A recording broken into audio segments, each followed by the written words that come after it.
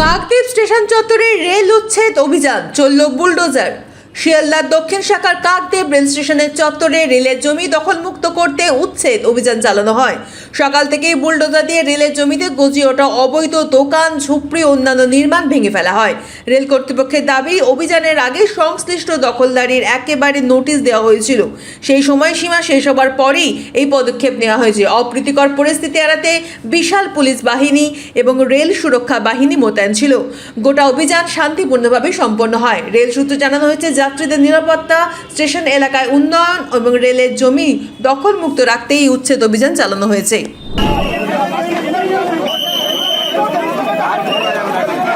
আমাদের কিছু নেই, আমরা অসহায়, স্বামী নেই এবং সন্তান নেই। আমরা কোথায় যাব আমরা সেটাও বলতে পারছি না। আমাদের লোকের বাড়ি কাজ করে খাই, এই হচ্ছে আমাদের সমস্যা। আমাদের এইভাবে উচ্ছেদ করে দিলে আমরা কোথায় যাব? আপনাদের নোটিশ দেওয়া হয়েছিল? আমাদের নোটিশ দেওয়া হয়েছিল দুবার, কিন্তু আমাদের তো জায়গা নেই, আমরা কোথায় যাব? আমরা তো লোকের বাড়ি কাজ করি খাই, এই জন্য আমরা হচ্ছে অসহায় একদমই বলতে গেলে। আমরা চাইছি আমাদের একটা কোনো ব্যবস্থা করে দিই। মানুষগুলো তো নিরুপায় হয়ে করছে, কর্মসংস্থানের রাজ্যের এই অবস্থা, বেহাল দশা। এরা দীর্ঘদিন ধরে এখানে বসে আছে। আলাপ আলোচনার মাধ্যমে একটা সিদ্ধান্ত নিতে পারতো সরকার। অলরেডি এই নিয়ে রাজ্য জুড়ে গোটা সমস্ত জায়গায় আন্দোলন শুরু হয়েছে। নতুন সরকার বুলডোজারের রাজনীতি শুরু করেছে। সে বুলডোজারের মানুষকে চাপিয়ে দিচ্ছে। মানুষের সাথে এই বর্ষা, ভরা বর্ষায় 2-3 দিন ধরে এখানে এত বর্ষা হচ্ছে, মানুষ যাবে কোথায়? এরা জিনিসপত্র সরাতেও তো টাইম লাগবে।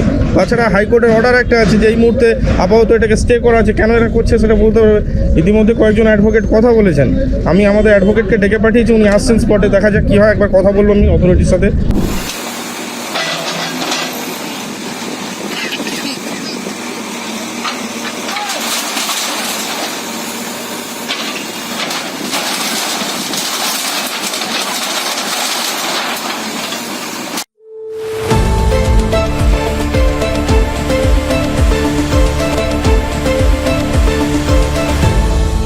আপনারা দেখছেন এই বেলা বাংলা, শিরোনামে সবার আগে।